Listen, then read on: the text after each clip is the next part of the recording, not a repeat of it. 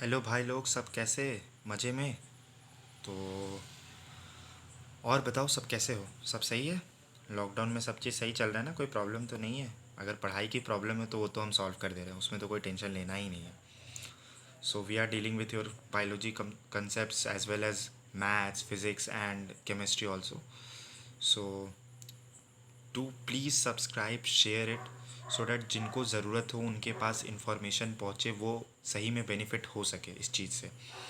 So guys now हमने पिछले class में क्या पढ़ा था उसको एक बार देख लेते हैं. तो पिछले क्लास में मैंने आपसे बात की थी जुवेनाइल फेज़ के बारे में. उसके अलावा जुवेनाइल फेज़ को रिप्रोडक्ट वेजिटेटिव फेज़ बोलते हैं. जुवेनाइल फेज़ के बाद रिप्रोडक्टिव फेज़ आता है, फिर सेनिसेंट फेज़ आता है. इसके बारे में बात हुई थी. उसके बाद हमने देखा था बैम्बू का एग्जाम्पल देखा था, जो कि 50 से 100 साल में एक बार फ्लावर करता है. फिर स्ट्रोबिलिस कुंथियाना यानी कि नीला कुरुंजी का केस देखा था, जो कि 12 साल में एक बार फ्लावर करता है. फिर हमने देखा था कि केरला, कर्नाटका, तमिलनाडु में जो नीलगिरी हिल्स है, वो यही नीला कुरुंजी यानी कि स्ट्रोबिलेंथस कुंथियाना के फ्लावरिंग के कारण ही नीला दिखते हैं हर 12 साल में एक बार. उसके बाद हमने बात किया था कि जो पेरेनियल प्लांट्स है उसमें वेजिटेटिव फेज़ और रिप्रोडक्टिव फेज़ और सेनिसेंट फेज़ को सही से डिफ़ाइन कर पाना पॉसिबल नहीं है. अब एक लाइन यहाँ पे मैं पढ़ूँगा, I hope you all will get it. So जो क्या है कि birds living in nature lay eggs only seasonally. However, birds in captivity, as in poultry farms, can be made to lay eggs throughout the year. In this case, laying eggs is not related to reproduction, but is a commercial exploitation for human welfare. तो बात तो समझ में आ गई होगी कि जितने भी बर्ड्स होते हैं, हम जानते हैं कि जितने भी तरह के बर्ड्स होते हैं, वो ज़्यादातर बर्ड्स जो होते हैं वो किसी एक पर्टिकुलर सीजन्स में अपना एग ले करते हैं. बट जो पोल्ट्री फार्म्स में बर्ड होते हैं वो हर समय हर सीज़न एग्स ले करते हैं. ये इसलिए किया जाता है ताकि जो एग्स का कंजम्पशन है उसको फ्यूफिल किया जा सके. मतलब आप सोचो, एक इंडिया जैसे देश में जहाँ 130 करोड़ की आबादी है, इसमें कितने लोग नॉनवेज खाते होंगे, तो उस हिसाब से कितने लोग डेली एग खाते होंगे. तो अगर उनको सिर्फ सीजनल करवाया जाए तो ये पॉसिबल नहीं है कि सबकी नीड्स पूरी हो पाए. सो इट्स नेसेसरी कि उनको इस तरह के हार्मोनल इंजेक्शंस दिए जाते हैं. इस तरह के हार्मोनल इंजेक्शंस दिए जाते हैं जिससे वो हर सीज़न में अति करते हैं, मतलब अंडा अंडा देते हैं, एग ले करते हैं.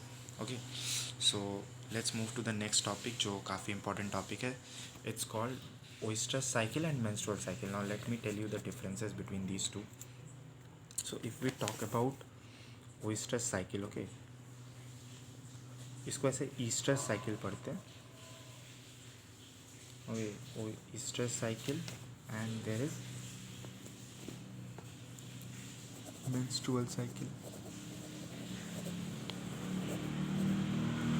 So when we talk about oyster cycle, it happens in non primates. Okay, so अगर आपने क्लास 11 का टॉपिक एनिमल किंगडम पढ़ा होगा तो आपको पता होगा कि नॉन प्राइमेट क्या होता है. So it happens in non primate. Example के तौर पे हो जाएगा इसमें काव, dogs, cats. Okay, so basically low grade of mammals, ये सारे लोअर मैमल्स हैं. और मेंस्ट्रुअल साइकिल किस में होगा? प्राइमेट्स में. क्या बोलते हैं उनको? Primates. We are primates. Okay, so ये किस में दिखता है हमको? एप्स में, मंकीज़ में, गोरिलाज में और humans. So we are also primate. Okay, so पहला मेन डिफरेंस तो यही है, ये ओइस्टर साइकिल नॉन प्राइमेट में और मेंस्ट्रुअल साइकिल प्राइमेट्स में. I hope it's clear. पहला मेन डिफरेंस. अब नेक्स्ट डिफरेंस क्या होता है? ओइस्टर साइकिल में एक चीज़ होता है, ईस्टर साइकिल में एक चीज़ होता है, इसको कहते हैं हीटिंग पीरियड. हीटिंग पीरियड मतलब जब जिस टाइम ये होता है, when when when Easter cycle is going inside of non primate female. So it's the only time when she is reproductively active. मतलब कि इसी टाइम वो सेक्सुअली एक्टिव होती है, रिप्रोडक्टिवली एक्टिव होती है. मतलब this is the only time. मतलब अगर मान लो उसका जनवरी में ईस्टर्स पीरियड हो रहा है तो उसी time she will allow copulation, so that means इसके अलावा दूसरे टाइम पे she is not reproductively active. She won't allow a male to have copulation with her. Okay, now in menstrual cycle ऐसा कोई केस नहीं होता. There is no heating period. Okay, so no heating period. Okay, no heating period. यहाँ पे कोई heating period नहीं होता, कि ऐसा कोई फिक्स फेज़ नहीं होता कि only this time the women will allow for meeting और नॉट. सो मतलब ऐसा कोई टाइम नहीं होता कि मीटिंग के लिए अभी अलाउ करेगी, इसी मंथ अलाउ करेगी या इसके बाद नहीं अलाउ करेगी. बट ये एनिमल्स में होता है. टाइगर, लायन, ऑल जितने भी तरह के नॉन प्राइमेट्स हैं उनमें होता है. Okay, so next is here no bleeding. No oestrus cycle में नो ब्लीडिंग. हमको पता है कि मतलब सबको पता है कि मेंस्ट्रुअल साइकिल में ब्लीडिंग होती है, पर इसमें किसी तरह की ब्लीडिंग नहीं होती है. ब्लीडिंग यहाँ मेंस्ट्रुअल साइकिल में ब्लीडिंग होती है, यहाँ पे कोई भी ब्लीडिंग नहीं होती है. Okay, I hope it's clear. Now if you talk about the next thing is that ये ज़्यादातर क्या होंगे, जब इनका कोई फिक्स टाइम है जब ये होता है, तो ये ज़्यादातर सीजनल ब्रीडर्स होते हैं. सीजनल ब्रीडर्स मतलब जिस सीज़न में इनका ईस्ट्रस साइकिल होता है उसी सीज़न में ये ब्रीड करते हैं, उसी सीज़न में ये ब्रीडिंग मतलब मीटिंग करते हैं, उसी सीज़न में ये अपने ऑफस्प्रिंग्स प्रोड्यूस करते हैं. जबकि जो ये होते हैं ये कंटिन्यूअस ब्रीडर्स होते हैं. मींस इनका कोई फिक्स पीरियड नहीं होता कि सिर्फ ये इसी टाइम प्रोड्यूस करेंगे, इसी मंथ या इसी साल के इस वाले महीने में करेंगे, ऐसा इनका कुछ फिक्स नहीं होता. So these are called continuous breeders. Whereas oestrus cycles are, जो उनमें ईस्ट्रस साइकिल्स होता है यानी कि नॉन प्राइमेट्स, वो सीजनल ब्रीडर्स होते हैं. एग्जाम्पल के तौर पे अगर आप डॉग्स को देखोगे तो आपको जितने भी डॉग्स के पपी होते हैं वो आपको ठंड में दिखते हैं. सो इसका मतलब कि उनका एक फ़िक्स पीरियड होता है जिस टाइम पे वो मीटिंग अलाउ करते हैं, और फिर ठंड में यानी कि विंटर सीजन में उनके ऑफस्प्रिंग्स यानी कि छोटे छोटे पपी आते हैं. So this is what I wanted to tell about you the oestrus cycle and menstrual cycle. तो ये दो सबसे इंपॉर्टेंट चीज़ है कि यहाँ पे क्या होता है, ये नॉन प्राइमेट्स में होता है ईस्ट्रस साइकिल, और मेंस्ट्रुअल साइकिल प्राइमेट्स में. दूसरा चीज़ ये कि ईस्ट्रस साइकिल सीजनल ब्रीडर्स होते हैं और मेंस्ट्रुअल साइकिल वाले कंटिन्यूअस ब्रीडर्स होते हैं. एग्जाम्पल के तौर पे अगर बात करें, और तो इसमें कुछ एग्जाम्पल है नहीं, एग्जाम्पल मैंने आपको दे दिए. Cow, dog, cats, tiger, lion etcetera. इधर बात करें तो apes, monkeys, gorillas, humans. Okay, so now let's read it by NCERT. As per NCERT, so in NCERT it is written as, in non-primate mammals like cows, sheep, rats, deers, dogs, tigers, etc. So these are the examples of non-primate mammals. Such cylindrical changes, such cyclical changes during reproduction are called estrous cycle, whereas in primates, monkey, apes and humans, it is called menstrual cycle. Many mammals, especially those living in natural wild condition, exhibit such cycles only during favorable seasons in their reproductive phase and are therefore called seasonal breeders. तो देखो यही seasonal breeders का बात है कि जब उनके लिए कंडीशंस फेवरेबल होती है तो उसी टाइम पे वो इस तरह के साइकिल शो करते हैं, and thus they are called seasonal breeders. Many other mammals are reproductively active throughout their reproductive phase and hence are called continuous breeders. तो वो continuous breeding करते हैं बहुत सारे दूसरे mammals. Okay, I hope it's clear.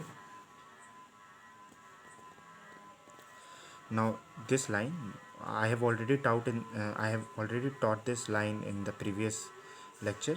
Now I'm just reading it on the NCERT. The end of reproductive phase can be considered as one of the parameters of senescence और old age. मतलब जैसे ही reproductive phase ख़त्म हो जाएगा तो हम उसको बोलेंगे कि सेनिसेंस या ओल्ड एज ख़त्म हो गया. Now see this line, in both plant and animals hormones are responsible for the transition between 3 phases. Interaction between hormones and certain environmental factors regulate the reproductive processes and the associated behavioral expressions of organisms. मतलब क्या, यहाँ पे क्या बोलना चाह रहा है, यहाँ पे बोलना चाह रहा है कि जो भी बॉडीज़ में चेंजेस आते हैं, मतलब जैसे हमने बात किया था कि पहले वेजिटेटिव फेज़ होता है यानी कि जिसको जुवेनाइल फेज़ बोलते हैं इन केस ऑफ एनिमल्स, और उसके बाद फिर रिप्रोडक्टिव फेजेज़ आता है, उसके बाद फिर सेनिसेंस फेज़ आता है. सो ये जो भी चेंजेस आते हैं ना ये हार्मोन्स के कारण आते हैं. हार्मोन्स के कारण कैसे आते हैं इसका कोई प्रूफ तो अगर आपको पता चलेगा बाद में जब हम नेक्स्ट चैप्टर पढ़ेंगे. तो there are hormones which are required for the spermatogenesis, there are hormones which are required for the ovulation, there are hormones which are required for flowering also. तो हर तरह के एक हार्मोन का कोई पर्टिकुलर फंक्शन है, इसी फंक्शन के कारण सारे चीज़ हमारे बॉडी में होते हैं। तो हार्मोन्स बहुत ही इंपॉर्टेंट है। हार्मोन्स, ये हार्मोन्स जो है ये क्वाइट इंपॉर्टेंट है, इसके बिना बॉडी में नहीं हो सकता कुछ भी काम। These are quite important. So hormones are responsible for bringing changes in changes from one phase to another. जो 3 फेज में होता है इन्हीं के कारण चेंज होता है। अब जैसे रिप्रोडक्टिव फेज़ एंड कब होगा, जब यही हार्मोन्स हमारे बॉडीज़ में कम हो जाएंगे तो रिप्रोडक्टिव फेज़ ख़त्म हो जाएगा और सेनिसेंस फेज़ चालू हो जाएगा। Simple. Now let's talk about the main topic, मतलब जो भी इस चैप्टर का सबसे इंपॉर्टेंट पार्ट है, यही पार्ट है कि what are the events in sexual reproduction. Okay, there is nothing much more important than this thing. Events in sexual reproduction is the most important topic. Now अगर हम कहानी को छोड़े और मेन बात पे आए, तो जो भी सेक्सुअल रिप्रोडक्शन एनिमल्स में होता है, जिन भी एनिमल्स में सेक्सुअल रिप्रोडक्शन होता है, उनमें सिर्फ 3 फेजेस होते हैं और यही 3 फेजें आगे जा कर के पूरा रिप्रोडक्शन प्रोसेस को सम अप कर देती है, चाहे वो कोई भी एनिमल हो।